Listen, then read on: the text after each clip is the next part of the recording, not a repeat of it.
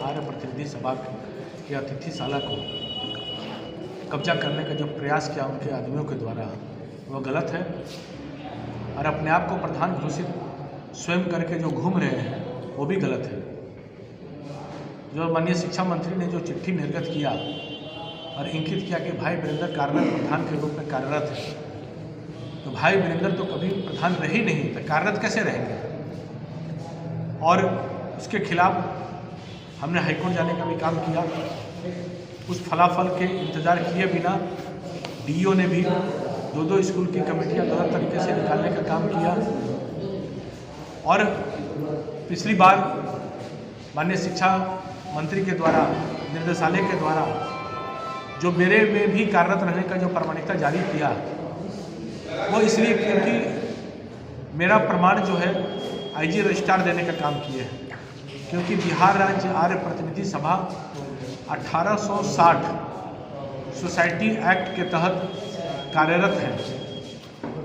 तो कोई भी सामाजिक संस्थान की रजिस्ट्रेशन जो चुनाव प्रक्रिया होता है, जैसे कि बिहार राज्य प्रतिनिधि सभा का 3 वर्ष का होता है, तो मान्यता आईजी रजिस्ट्रार देने का काम करते हैं।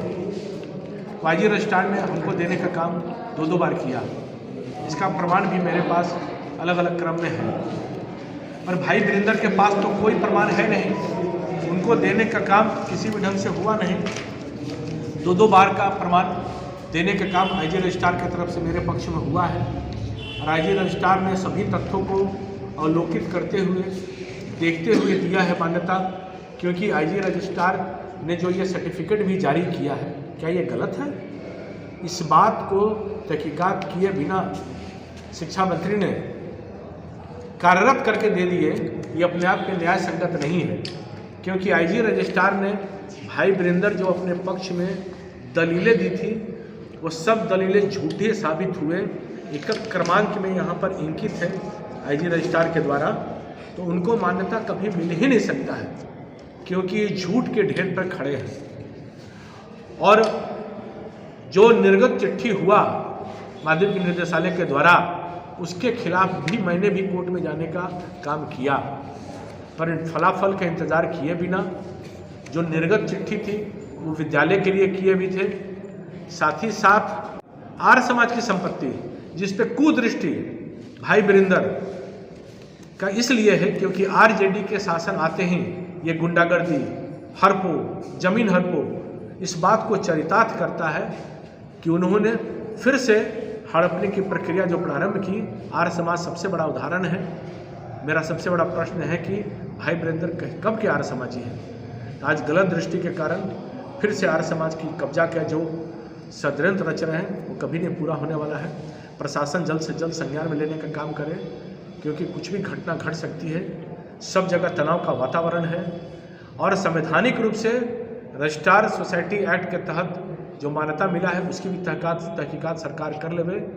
अगर गलत है तो बतावे, नहीं तो भाई वीरेंद्र कहीं के भी प्रधान ना कभी रहे हैं, ना है, ना रह सकते हैं, क्योंकि किसी भी रूप में उनको मान्यता ना मिली है, ना मिली है, ना मिलेगी उनको। आखिर पत्र किस वजह से जारी किया गया? पत्र जो ये विंडिक्टिव तरीके से जारी किया गया है कि आर्य समाज के जितने विद्यालय हैं उस पर कब्जा जमाया जाए, आर्य समाज की संपत्तियों पर कब्जा जमाया जाए। और उस पत्र में साफ उल्लेखित है कि कार्यरत रहेंगे, यानी कि कार्यरत कैसे रहेंगे? जो दिया गया है कि शैक्षणिक संचालन हेतु प्रधान के रूप में कार्यरत रहेंगे। जब प्रधान है ही नहीं तो कार्यरत कैसे रहेंगे? प्रधान का नियुक्ति कोई करेगा तो ये सोसाइटी एक्ट के जो मान्यता प्राप्त चिट्ठी है मेरे पास और ये जो सर्टिफिकेट है ये करेगा, तो ये उनके पास है क्या? आप लोग भी पूछ सकते हैं भाई वीरेंद्र के पास, आपके पास आईजी रजिस्ट्रार का सोसाइटी का मान्यता प्राप्त पत्र है क्या? है ही नहीं उनके पास। करना क्या चाहते हो? वो हड़पना चाहते हैं, गलत तरीके से संपत्तियों को बंदरबाट करना चाहते हैं और उल्टे आरोप लगाएंगे कि अलग अलग प्रकार से कि वर्तमान जो संदर्भ में है वो लोग लूटना चाहते हैं। आज कोई भी प्रक्रिया बहाली की होती है, ये अल्पसंख्यक विद्यालय जो सरकार राशि देने का भी काम करती है, सब चीज़ में